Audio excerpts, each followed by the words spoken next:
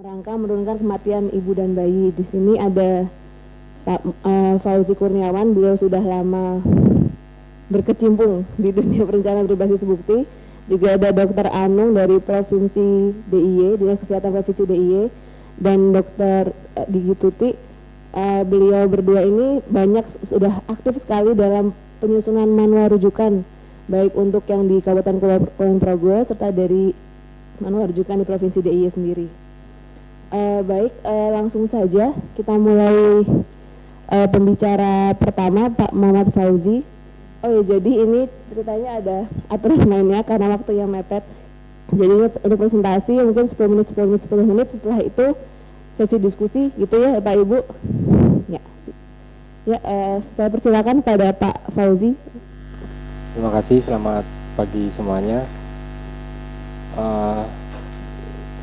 Mungkin di blended learning kemarin saya hanya berbicara terus ini ya, mungkin ini asli wajah saya maksudnya karena mungkin gambarnya terpotong-potong atau gimana ya. Di intervensi KIA yang sudah diimplementasikan di beberapa kabupaten di Papua terutama ini, kita menggunakan atau memakai tim fasilitator. Artinya memang ada tim fasilitator yang ada di Provinsi Papua, dan itu dibentuk oleh menggunakan pergub. Jadinya ada di level provinsi, dan siapa saja yang ada di level provinsi nanti kita juga sudah kita tuliskan di sini ya. Jadi tim technical assistant ini memang bekerjanya tidak perorangan atau tidak hanya perguruan tinggi yang tadi Prof. Laksono bilang, memang perguruan tinggi memang harus aktif. Sekarang KIA menjadi sebuah indikator yang memperlihatkan keberhasilan di beberapa tempat. Tidak hanya pembangunan infrastruktur yang saya kira di semua tempat di daerah ini jadi unggulan ya, karena memang monitornya dan evaluasinya jelas. Tapi untuk KIA sendiri mungkin sekarang sudah didengungkan angka absolut yang nyata itu hasil kinerja teman-teman di dinas kesehatan atau di sektor kesehatan ya. Tapi ya memang hambatannya memang banyak, tidak hanya budget, karena alasan utama hambatan biasanya adalah masalah uang, UUD lah, ujung-ujungnya duit ya, itu kan. Oke, jadi di implementasi intervensi KIA ini memang sangat dibutuhkan tim-tim pendamping, terutama tim perencana di tingkat dinas kesehatan, baik itu di level nasional untuk Kementerian Pusat maupun di tingkat provinsi maupun kabupaten. Kepentingan ini karena nanti kita contohkan ya, sebenarnya sudah ada belanja jasa konsultasi di tingkat kabupaten, tapi konsultasinya seperti apa ya. Oke. Jadi technical assistant ini siapa? Di level nasional ini ada Kementerian Kesehatan ya. Kemudian ada juga Litbangkes yang sebenarnya peran aktifnya adalah menyediakan data.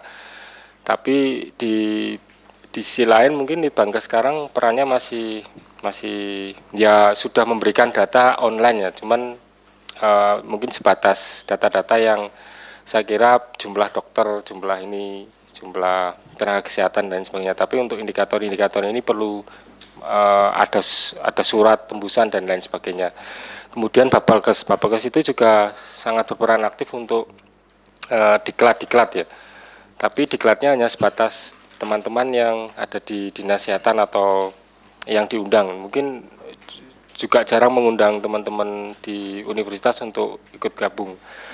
Mungkin UGM sudah, cuman untuk teman-teman yang lain mungkin belum di daerah.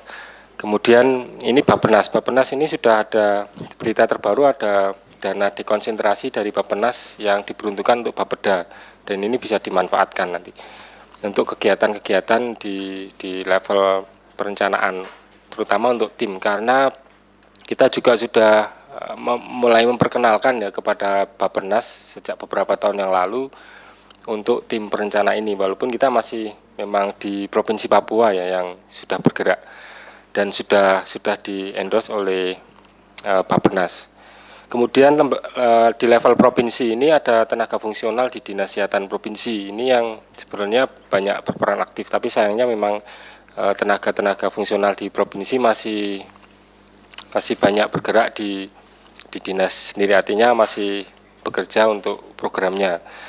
Kemudian tim akademisi universitas ini juga penting. Harusnya memang ada tim sendiri. Kalau di UGM ada PKMK, mungkin yang mencoba menjadi sponsor atau menjadi pendukungnya.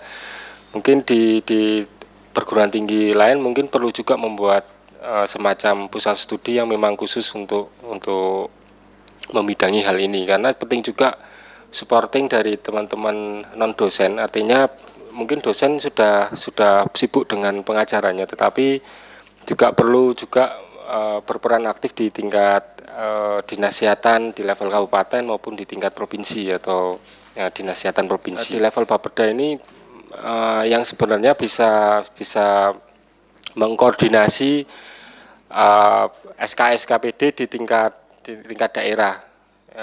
Bapeda ini yang memegang peranan lintas sektoral menjadi koordinator.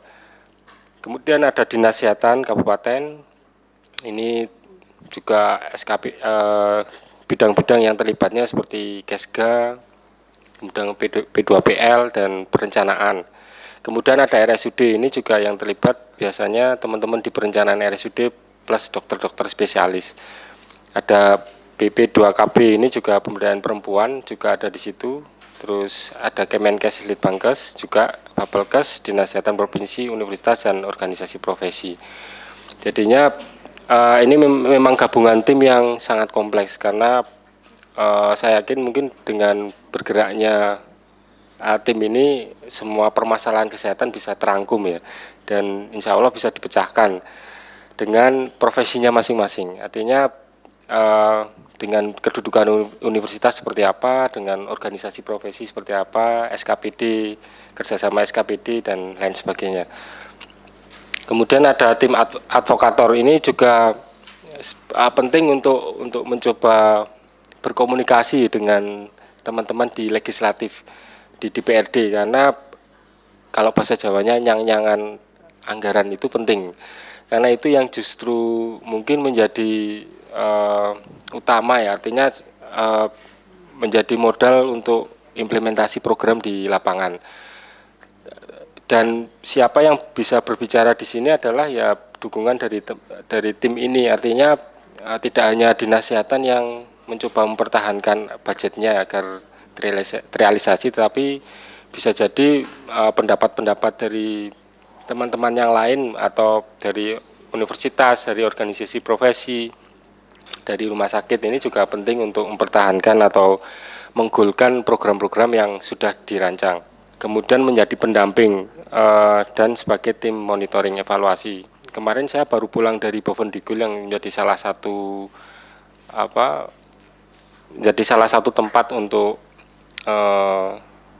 pendampingan kita. Memang selama ini memang yang mereka rasakan di dinas kesehatan itu kurang ada pendampingan secara terus-menerus dari teman-teman universitas maupun teman-teman yang lain. Artinya menjadi tim pendamping ini memang sangat kurang. Jadinya memang mereka untuk analisis dan lain sebagainya sudah kehabisan waktu. Artinya untuk analisis ini tidak ada yang, ya analisisnya hanya memang cakupan, naik turun ininya dan lain sebagainya. Tapi yang untuk analisis mendalam, misalkan memecahkan mengapa penyebab kematian ibu ini, ini dari apa, dari mana sumbernya, dan apa yang harus dilakukan.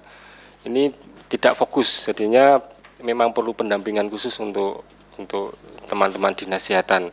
Dan ini kemarin memang disampaikan oleh Kepala Dinas Bovendigul, dan kita nggak bisa menjanjikan karena UGM sendiri mungkin pendampingannya jauh, dan ini harus dari universitas lokal yang berperan di sini untuk pendampingan. Kemudian monitoring evaluasi di dinas kesehatan itu sudah ada anggaran monitoring evaluasi, tapi secara umum mungkin ya, secara umum monitoring evaluasinya, dan saya yakin karena harinya itu hanya 365 hari dan kerjanya teman-teman di dinas kesehatan ini sangat banyak, tidak hanya monitoring evaluasi, tapi harus juga implementasi program kegiatan yang demikian banyaknya. Dan apalagi kalau SDM yang berkualitas dan kompeten, nah ini yang mulai mungkin juga perlu dilihat kembali, karena saya yakin campur aduk atau banyaknya tupoksi ada di dinas, jadinya sudah tidak menjadi tidak satu-satu lagi untuk menjalankan monitoring evaluasinya. Kemudian untuk advokasi sendiri ya, tim ini sebenarnya membantu tim perencana kabupaten untuk merumuskan metode advokasi tentang perencanaan. Kemudian ada pengajuan anggaran ke legislatif dan lain sebagainya. Kalau dari sisi pembiayaannya sebenarnya dari dana kementerian ada, dari dana dekonsentrasi ada kalau kita memanfaatkan ya, ada BIMTEK dan lain sebagainya. Kemudian ada dana donor. Kemudian ada dana APBD provinsi, ini yang dilakukan di tim provinsi Papua ya, karena sudah ada dana yang dimasukkan, dicoba memasukkan tahun 2015. Kemudian ada dana otsus, mungkin di daerah istimewa Yogyakarta ada dana keistimewaan, apakah bisa dimanfaatkan untuk ini atau enggak.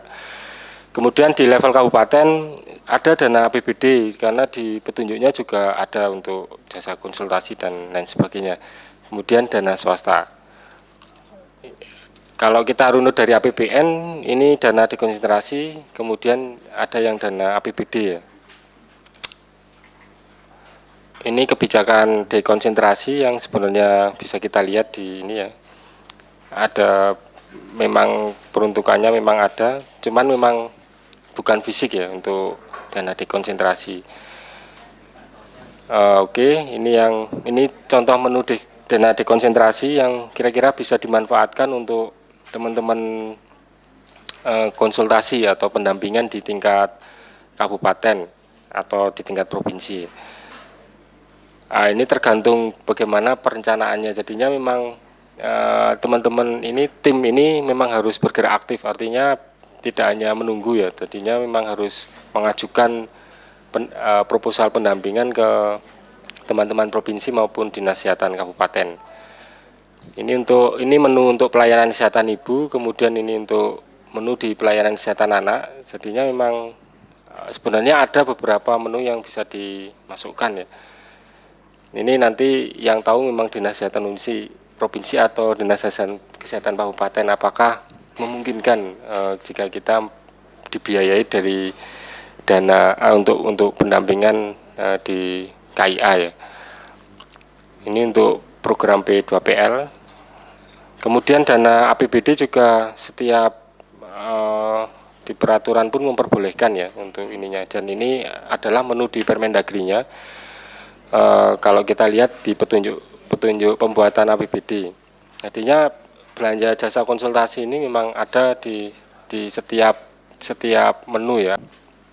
Contoh menu di yang sudah ada ya, jasa konsultasi, tapi ternyata jasa konsultasinya untuk barang. Mungkin di DPA tadi, contoh di DPA-nya Bovendigul ya, Dinas Kesehatan Kabupaten itu ada jasa konsultasi. Dianggarkan untuk jasa konsultasi dari dana DAU. Cuman sayangnya memang jasa konsultasi perencana ini yang dianggarkan memang untuk perencana pembangunan puskesmas. Jadi memang untuk fisik. Jadinya memang untuk jasa konsultasi, dan itu kan artinya sudah bisa dimasukkan sebenarnya untuk jasa konsultasi perencana di tingkat keseluruhan. Jadi yang kita temukan di Bovendigul di Dinas Kesehatan memang biaya untuk jasa konsultasi untuk pembangunan puskesmas, bukan perencanaan. Dan kalau kita lihat di contohnya tadi ada juga monitoring evaluasi KIA di Dinas Kesehatan Bovendigul. Cuman sayangnya memang tidak ada jasa konsultasi untuk monitoring atau evaluasinya. Jadi tidak meng-hire teman-teman di luar dinas kesehatannya. Jadi hanya untuk perjalanan mereka ke setiap puskesmas dan supervisi ke provinsi, konsultasi ke provinsi. Jadinya memang sebenarnya terbuka peluang untuk mendanai tim pendamping ini dari dana APBD, asal memang proaktif kita dari tim pendamping ini, tim yang akan kita bentuk ini untuk untuk mengajukan ke dinas kesehatan, baik itu provinsi maupun kabupaten. Itu terakhir yang dari saya. Mungkin itu. Terima kasih atas perhatiannya.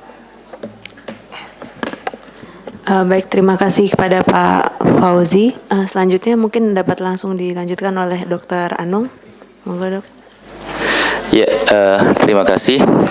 Assalamualaikum warahmatullahi wabarakatuh. Selamat pagi dan salam sejahtera. Berbahagia sekali kami bisa bercerita terkait dengan bagaimana kami mengembangkan manual rujukan, ya, karena memang ketika kita berdiskusi dengan provinsi lain, sepertinya membutuhkan biaya yang sangat besar. Apakah besar atau tidak, nanti mungkin teman saya kabupaten juga bisa bercerita. Jadi saya tadi yakin bahwa Pak Fauzi pasti sudah akan memaparkan kira-kira potensi dana apa yang bisa digunakan di tim jasa konsultasi. Nah, kalau kita sebelum masuk ke sana, saya ingin bercerita terkait dengan bagaimana kami menyusun manual rujukan. Jadi kebetulan saja memang kami sedang mengembangkan peraturan tentang sistem rujukan. Sementara Prof. Laksono CS, PKMK juga sedang gundah. Artinya DIY itu provinsi yang merupakan tempat PKMK, tetapi tidak pernah mendapatkan support dari PKMK sendiri. Prof. Laksono CS itu kan berkibar di mana-mana, tapi tidak pernah berkibar di DIY. Begitulah kira-kira ya awalnya begitu. Di pertengahan tahun kalau tidak salah. Jadi kalau ditanya bagaimana teman-teman provinsi dan kabupaten menganggarkan sampai terbentuk manual rujukan, tidak teranggarkan sama sekali pada saat itu. Cuma memang dari Pak Fauzi tadi sudah menunjukkan di sana banyak menu-menu dana dekonsentrasi yang kebetulan tornya itu bersinggungan. Jadi ketika tornya itu tidak berbeda jauh, itu dinas kesehatan provinsi maupun kabupaten kota bisa mengadakan kegiatan yang mengakomodir keinginan tersebut. Nah, memang di manual pembentukan manual rujukan itu akhirnya gantian yang undang. Sekarang ini diundang UGM, besok yang undang provinsi.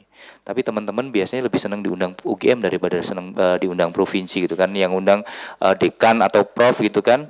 Tapi kalau diundang oleh kepala dinas kesehatan provinsi, yang datang mungkin bukan kepala dinasnya.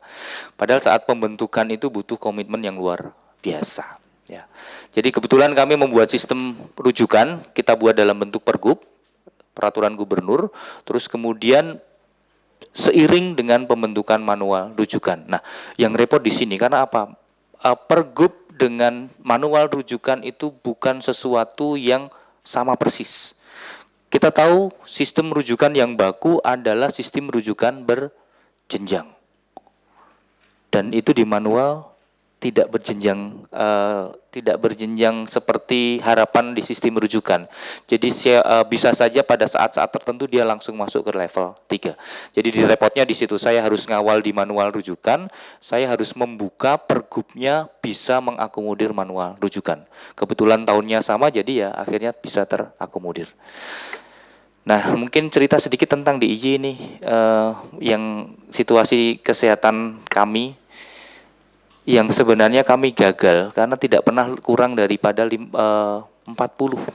Kalau kita lihat kematiannya ibu kan 43, 56, 41, 46 gitu kan. Kematian bayinya juga sekitar 400 gitu kan. Walaupun kalau dirasiokan di bawah 100 gitu. Tapi kami merasa tidak berhasil untuk menurunkan kematian ibu. Kemudian 2014 itu per September 2014 benar. Itu ada total 31 kematian ibu dan kematian bayi ada 244 kasus. Ya, kenapa yang berdiri di sini, yang ada di hadapan di sini bukan kota Yogyakarta, ini karena ceritanya panjang, nanti biar Bu Tuti ceritain sendiri gitu ya. Pengalaman lebih banyak di Kulon Progo dalam pembiayaan dan pengembangan manual rujukan. Kota memang cukup berhasil menekan tahun ini, moga-moga besok juga berhasil. Nah, kalau kita lihat, kita membuat di tahun 2012 adalah pergub yang ini harus sejalan dengan manual rujukan yang kami bangun. Ini ada 9 bab, 26 pasal. Nah, akan saya fokuskan pada yang dimerahin. Jadi di jenjang rujukan itu memang mengatur berjenjang, rujukan ini berjenjang sesuai dengan kebutuhan medis. Biasanya kalau nasional diterjemahkan dengan PPK tingkat 1, Vaskes 1, Vaskes 2, dan Vaskes 3. Nah, tetapi di kami itu di pasal 12 itu kami kecualikan. Nah, dalam keadaan darurat, bencana, dan kekhususan permasalahan kesehatan pasien. Nah, disinilah KIA, jiwa, terus mata nanti masuk. Kami sebutkan. Jadi ada delapan kekhususan yang memang akan saling mengisi. Nah, artinya manual rujukan itu, pergub itu tidak mengunci manual rujukan. Jadi akhirnya manual rujukan bisa seiring. Nah, cuma yang kami sedang cari terobosan hukumnya ini adalah di sistem rujukan itu adalah peraturan gubernur, sementara di kabupaten kota itu manual rujukan diharapkan adalah masuk ke dalam regulasi peraturan bupati atau peraturan wali kota. Nah, ini yang mengawinkan, jadi manual rujukan menjadi bagian yang tidak terpisahkan dari pergub.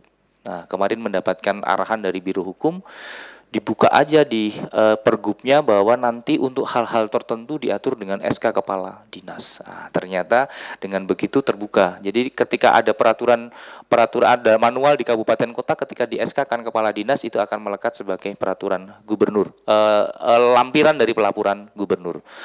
Dan lebih mudah sebenarnya mengubah SK Kepala Dinas daripada mengubah peraturan gubernur. Ya, kalau kita lihat di isinya memang yang bisa mengakomodir rujukan JKN, regionalisasi rujukan, dan Permenkes. Agak sedikit ke konten karena panjenengan itu bahasa Jawa ya. Bapak Ibu semua nanti akan berlaku sebagai konsultan atau fasilitator. Pengalaman kami memang karena pada waktu itu di awal pembuatan, dan pada waktu itu adalah era jam persal gitu kan. Jam persal itu apapun dibiayai gitu kan. Tapi sekarang pembiayaan sangat melekat pada JKN dan jaminan yang ada di daerah masing-masing. Jadi memang harus memperhatikan hal-hal yang di luar itu. Kalau manual rujukannya mau bagus, termasuk rujukan JKN dan regionalisasi rujukan. Ini kan dikembangkan oleh kementerian. Jadi kita akui mungkin ini nanti kalau diadop oleh pusat, manual rujukan itu yang mengembangkan adalah Direktorat Kesehatan Ibu. Sementara sistem rujukan dan regionalisasi rujukan itu yang mengembangkan adalah Dirjen Bina Upaya Kesehatan.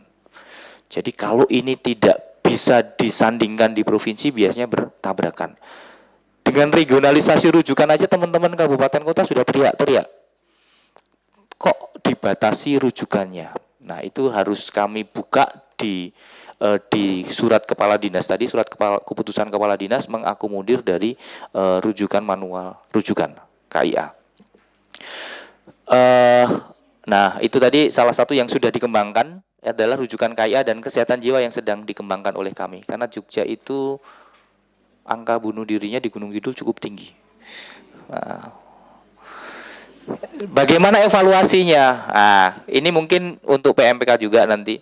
Jadi memang setelah diimplementasikan, itu ternyata kasusnya banyak yang bolak-balik. Begitu ya, Bu Tuti ya. Jadi ini salah satunya adalah kalau kita tahu ada pengelompokan kasus A, B1, B2, B3 itu banyak yang terbolak-balik, terus kemudian ada yang tidak masuk. Iya, memang karena pada waktu itu mendesak untuk dilakukan pembuatan manual rujukan. Nah, kemudian mapping untuk rujukan juga harus lebih tegas. Kemudian pembuatan MR membutuhkan tim kompak dan berkomitmen. Ini yang memang tidak mudah untuk dinas kesehatan DIY. Apalagi dinas kesehatan provinsi yang lain. Kita tahu di dinas kesehatan DIY sebenarnya cukup banyak SDM yang mumpuni sebenarnya. Cuma karena itu tadi ketugasannya itu banyak banget untuk mengumpulkan, membutuhkan upaya yang luar biasa. Nah, perlukah pendampingan? Kalau untuk DIY keperluannya memang lebih banyak sebenarnya kepada bagaimana kita membuat tim itu dari kabupaten kota bisa kumpul tim lengkap gitu kan, dari provinsi bisa barang baru gitu kan. lengkap yang datang. Direktur rumah sakit bisa datang, kepala dinas bisa datang, kepala puskesmas yang diundang bisa datang, pejabat eselon 3-nya bisa datang. Dan memang pendampingan. Terus pendampingan duitnya dari mana? Pendampingan duitnya dari mana? Ya pada waktu itu kita memang hanya menggunakan kegiatan hanya menggunakan anggaran yang melekat pada kegiatan. Adanya adalah transport peserta, konsumsi, dan honor narasumber digilir. Jadi sekarang yang suruh cerita kabupaten ini ya nanti jadikan narasumber. Besok yang disuruh cerita kabupaten ini jadikan narasumber. Yang selalu jadi narasumber utama ya yang di atas, Kepala Dinas Kesehatan DIY dengan UGM-nya biasanya. Karena memang tidak pernah kami pikirkan sebelumnya untuk membuat suatu regulasi tentang manual rujukan yang direncanakan dari awal, berapa kali pertemuan, pendampingannya seperti apa dan sebagainya. Potensi itu ada baik di provinsi, dana Dekon maupun di dana APBD 1 maupun APBD 2. Dana Dekon agak sedikit dikunci. Ini kesulitannya, ini Pak Fauzi ya, agak sedikit dikunci karena outputnya sudah sangat jelas. Peningkatan kapasitas SDM, terus kemudian dokumen untuk penguatan komitmen dan sebagainya, itu sudah sangat dikunci. Sepertinya tidak ada untuk jasa konsultasi. Cuma di APBD 1 dan APBD itu peluangnya sangat besar. Di sana ada tenaga ahli sendiri. Di sana sebenarnya ada bisa membiayai tenaga ahli dan masuk di dalam rekeningnya ada. Saya dikontrak dibayar 1 tahun, kemudian per bulan mendapatkan berapa? Ya, dia harus mendampingi dan memfasilitasi sampai terkeluarnya kebijakan. Di SKPD juga bisa, cuma SKPD personnya terbatas. Tetapi ketika itu melekat kegiatan itu bisa masuk ke dalam pendampingan tenaga ahli. Agak sedikit berbeda dengan jasa konsultasi. Kalau jasa konsultasi itu selalu melekat kepada proyek. Contoh proyek untuk katakanlah pengadaan tadi sarana puskesmas gitu kan. Jadi belanja jasa konsultasi. Atau yang bukan fisik, proyek untuk riset. Riset itu belanja jasa konsultasi. Nah, ketika AMR ini bukan riset lagi, ini yang susah. Nah, implementasi ini yang susah. Kami juga kami kebingungan kalau untuk yang di belanja jasa konsultasi untuk mengakomodir. Tetapi tidak usah khawatir, karena apa? Karena kegiatan-kegiatan tadi itu sebenarnya bisa diarahkan tornya untuk secara komprehensif dari perencanaan, kemudian implementasi, evaluasi itu bisa dilakukan untuk pembuatan manual rujukan. Caranya bagaimana? Pegang teman-teman provinsi, aktif dengan komunikasi dengan teman-teman provinsi. Tanpa itu ya susah, karena yang tahu maksudnya apa adalah di teman-teman provinsi. Ya, jelas kita perlu dukungan dana APBD, APBN dan dana lain. Ya, walaupun kami daerah istimewa Yogyakarta, ya mohon maaf sekali dana istimewanya hanya sangat terbatas untuk pembiayaannya, jadi kami tidak bisa mengakses itu karena hanya ada 8 yang saat ini 8 hal yang boleh dibiayai. Salah satunya adalah pertanahan, kemudian cagar budaya dan sebagainya.